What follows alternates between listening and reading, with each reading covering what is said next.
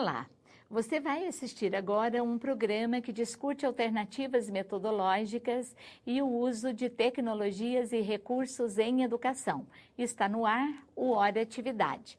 O tema hoje é educação de jovens e adultos. Para tratar deste tema, recebemos as professoras Elisiane Vitória Tiepolo e a professora Rosângela Gonçalves de Oliveira. E recebemos também o professor Everaldo Silveira Gógico. Muito obrigada pela participação de vocês no Hora Atividade de hoje.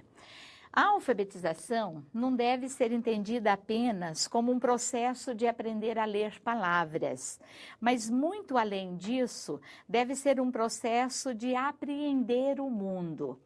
Professora Elisiane, qual deve ser o objetivo da alfabetização? Eu acho que é importante a gente começar essa prosa, né, nosso dedo de prosa de hoje, deixando bem especificada a nossa conversa, tendo em vista que nós estamos falando de alfabetização de jovens e adultos, porque isso torna o nosso universo bem específico diante do grande universo da alfabetização. Então, no caso da alfabetização de jovens e adultos, a nossa referência é o Paulo Freire, né? E nós não podemos perder de vista, claro que na alfabetização de criança também não, né? O nosso educando.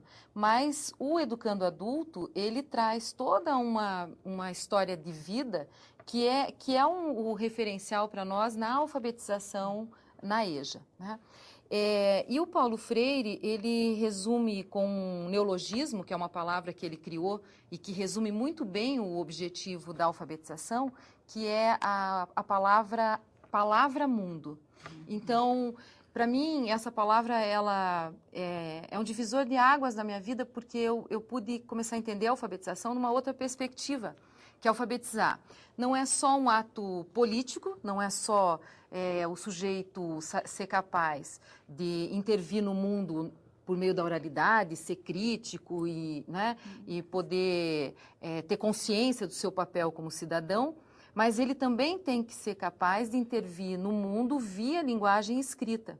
Então, quando o Paulo Freire junta essas duas palavras, na palavra, dominar a palavra mundo e resume a alfabetização em palavra mundo, ele diz que o nosso papel de educadores é entender a alfabetização como dar acesso a todo cidadão a esse conhecimento, que é a escrita na perspectiva, sim, de um instrumento, de uma tecnologia que foi construída ao longo da história da humanidade, e, ao mesmo tempo, né, como um veículo de compreensão do mundo.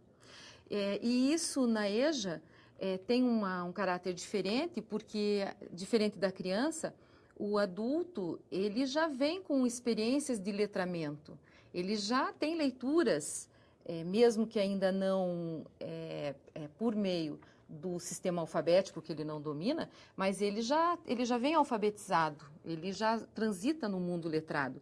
Então, na perspectiva da educação de jovens e adultos, estar alfabetizado, de certa forma, já é um conhecimento que o adulto tem, mas cabe a nós, né, garantir a ele o domínio de uma parte desse conhecimento que lhe foi sonegada.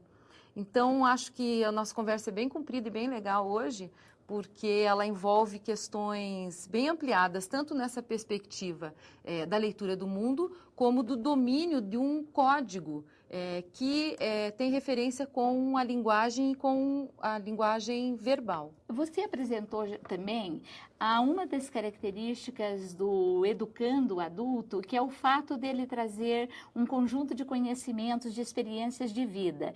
Que outros aspectos a gente precisa considerar para caracterizar o jovem e o adulto da alfabetização?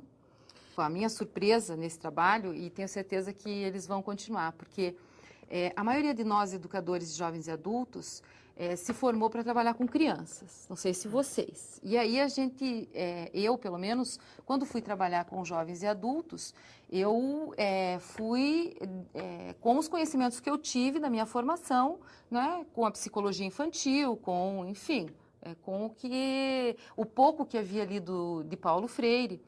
E, num primeiro momento, numa linha um pouco infantilizadora do adulto, como se o fato dele não dominar a leitura e escrita fizesse dele uma criança em miniatura, né? Pequena, ao contrário do adulto, né? da criança adulta, um adulto criança.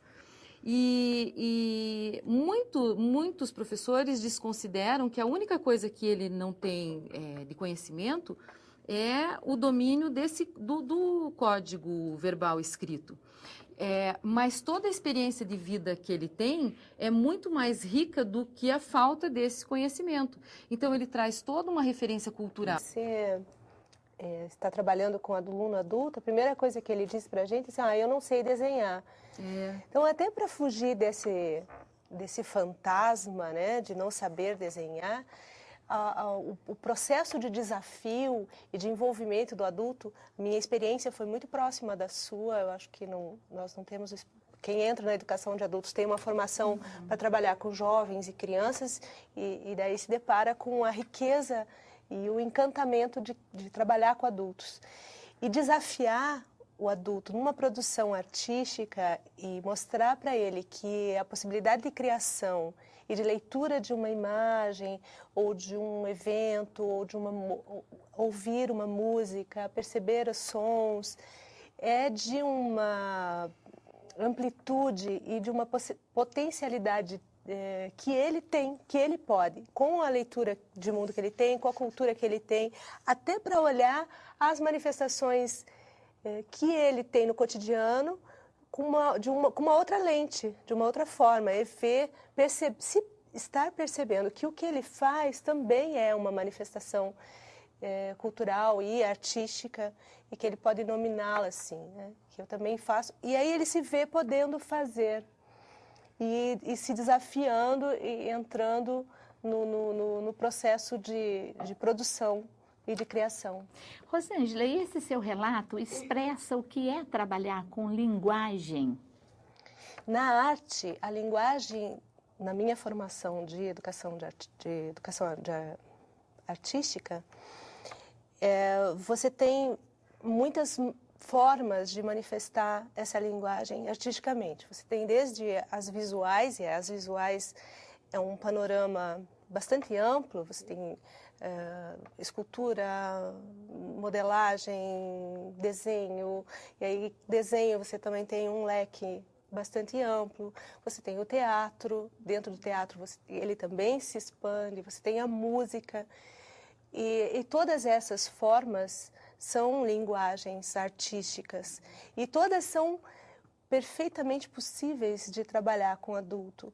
A questão que se coloca, e que eu me coloco toda vez que vou trabalhar com adulto, é o que eu quero com isso dentro desse trabalho pedagógico, dentro da sala de aula. Então, na perspectiva freiriana de uma educação libertadora, eu quero que esse sujeito, o meu objetivo com a arte é que esse sujeito se liberte e consiga criar, e fazer esta manifestação linguística nas formas que ele achar que ele queira, né? E perceber, além disso, que ele faz isso no seu cotidiano e que outras pessoas o fazem em outros espaços, nas galerias, nos museus. Você tem arte em outros espaços.